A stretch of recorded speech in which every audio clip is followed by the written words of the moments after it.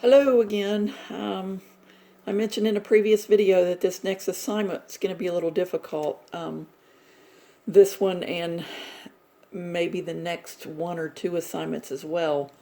So it's important that you understood the two videos that were due Monday night before you can do these problems that I'm getting ready to do here. And again, they're pretty difficult and kind of hard to explain as well, so bear with me.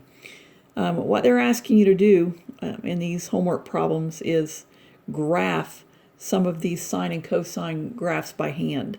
I do want you to do a few of these, and I'm going to ask that you do them on if you have paper like I'm using here, to please use this kind of paper, printer paper, instead of notebook paper. If not, notebook paper is fine. It's just easier for me to read when you do it on printer paper. So my first example here is y equals 7 cosine x. And the first thing that I ask that you remember from the previous video that I posted is what one period of your cosine graph looks like. I'm going to hop over here real quick. One period of your cosine graph here is basically what it looks like for now. I mean, this hasn't been shifted horizontally or vertically either one, but we haven't gotten that far yet. So this is what one period of your cosine graph looks like. You just got to keep that in mind. And while I'm over here, I might as well go ahead and show you this. Remember, this is what one period of your sine graph looks like with no horizontal or vertical shifts. So going back to the problem, y equals 7 cosine x. The first thing you'll want to do is determine the amplitude and period, which you should be used to doing if you've been doing your assignments. So the amplitude of this particular graph is 7. And the period is 2 pi over b. And b in this case is just going to be 1. B is your coefficient of your x value. So we have 2 pi over 1, which is just 2 pi. So I know that it's going to take 2 pi units to complete one full cycle. So I've already made my graph here. And I made my graph go up to 2 pi. That means I should see one full cycle of the cosine graph between here and here. And again, one full cycle looks like that. Now, it was easy to do this particular graph because my period did not change from the parent function. My period of my parent function is 2 pi as well. But just know these intervals came from the fact that you have to take your period, which we found in this case to be 2 pi, and what you want to do is you want to take that period and divide it by 4 to get your intervals. And why am I dividing by 4? Well, I mentioned that in the previous video, because your sine and your cosine graphs are kind of like they're divided into 4 sections, which are basically your 4 quadrants. So if I simplify this, then that simplifies to pi over 2. That's how you know in your graph you're going to count by pi over 2. This is pi over 2 and this is 2 pi over 2. And 3 pi over 2 and 4 pi over 2. So I'm counting by pi over 2 because when I take my period and divide it by 4, take this period and divide it by 4, that gives me pi over 2. That's why my intervals are pi over 2. So now, your parent function started up here at 1, and then when it bottomed out, sorry about that, it bottomed out at -1. But from our equation, if you'll remember, our amplitude is now 7 instead of 1. So what's going to happen now is these units right here, I'm just going to call that a 7 and that a -7 because the amplitude has changed. So the first critical point on the cosine graph is your y-intercept. It's going to start up here at 7. Why does it start up there at 7? Well, because this one started at 0, 1. And now the amplitude is 7, so it's going to start at 0, 7. But a more precise reason why it starts at 0, 7 is because when you put a 0 in here, the cosine of 0 is 1, and 7 times 1 is 7. So it goes through the ordered pair 0, 7. And that's why I start here. And then my next critical point on the cosine graph is an x-intercept. Just a quick recap. Probably should have done this first. Starting point is a max, x-intercept min, x-intercept max. So this graph is going to have that same look. A max at your next critical point is an x-intercept, and then at your next critical point is a min, and then an x-intercept, and then a max. So there you have that graph. Woo! Okay, so yours should look better than this. Didn't do a very good job here. Because I'm trying to hold the phone at the same time. It's not working out. So there's one period of 7 cosine x. Example 2. Video is probably going to cut off on me here, but I'm going to give this a shot. So this is a sine graph. So I know what one period is going to look like. Pow! It's going to look like that.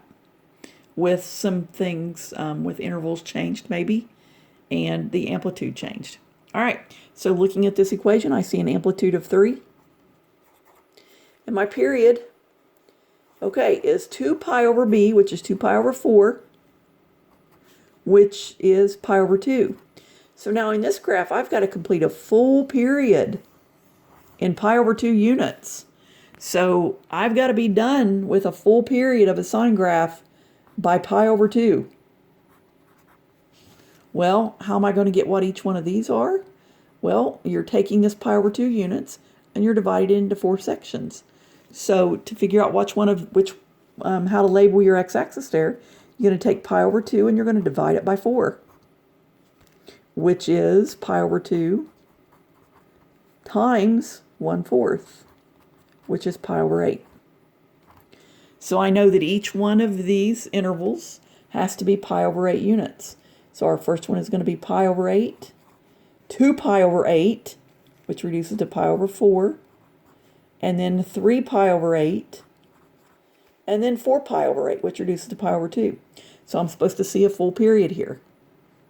Again, recap, here's what our graph should look like. So I have an x-intercept, a max, an x-intercept, a min, an x-intercept. So my first point is an x-intercept. And remember I said for now your sine graphs will always go through the origin, for now. Now my first critical point is there. But remember, our amplitude has changed to 3. So now instead of putting a 1 here and a -1 here, I'm going to put a positive 3 and a -3.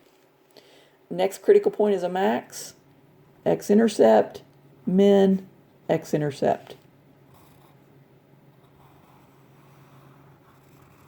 That's a little bit better. So there's what your graph looks like. All right, so your assignment is going to be page 405, numbers 35 through 46 all. And again, I want you to graph these on a blank sheet of preferably printer paper. But if you don't have that, notebook paper's fine. Now, after I wrote that assignment down, I thought, I should probably do one more. So here we go. Example 3. Sine graph. Pow. That's what it should look like. Now, why is that upside down? Well, in this equation, we're taking the sine of negative pi over 2x. Well, from your odd-even functions, from your unit circle, you know that the sine of negative theta is the same thing as negative sine theta. So what can happen is this negative can just pop out front. And anytime that coefficient out there is negative, that means your graph is going to be reflected through the x-axis or flipped upside down, however you want to look at it. So that's why your parent function here, instead of starting at the origin and going up, it starts at the origin and goes down because your coefficient out front is negative. All right, so here we go. And I'm going to do this one really quickly. Amplitude 2, if I can do it quickly, that is. And the period is going to be 2 pi over pi over 2, which is 2 pi times 2 over pi. Pi's cancel, and that gives me 4. So this should be pretty easy, actually. So here we go. I know I have to be finished with an entire period in 4 units. So my last number here is going to be 4. Well, remember, how many intervals are going to be in here? 4. Divide that by 4. 4 divided by 4 is 1. So that means each one of these are going to represent 1 unit. 1, 2, 3, 4. Sine graph, we know what it looks like. And it's negative, so it's got to look like that. So it's going to be x-intercept min, x-intercept max, x-intercept. So here we go. We have x-intercept, min, x-intercept, max, x-intercept. And what is this and this needs to be? Well, that's going to be your amplitude, which is 2. So that one's 2, and that one's -2. And then our graph will look like this. That is one period of that graph. So guys, I had to run through this quickly, so mine aren't as neat as I would like them to be, but when you submit your work, I would like for it to be neat, so use a straight edge, and also try to make your intervals spaced evenly. So use a ruler if you have one, or something to make sure that your spacing is even. That's the only way your graphs are going to look halfway decent. I mean, you can tell my spacing's quite a bit off here because my concave up part looks a little different from my concave down. But there you have it. If you have any questions, please just post them on Google Classroom, and I will gladly do another video, maybe do another example or two if you need help. But otherwise, your assignment will be posted. Bye, and stay safe.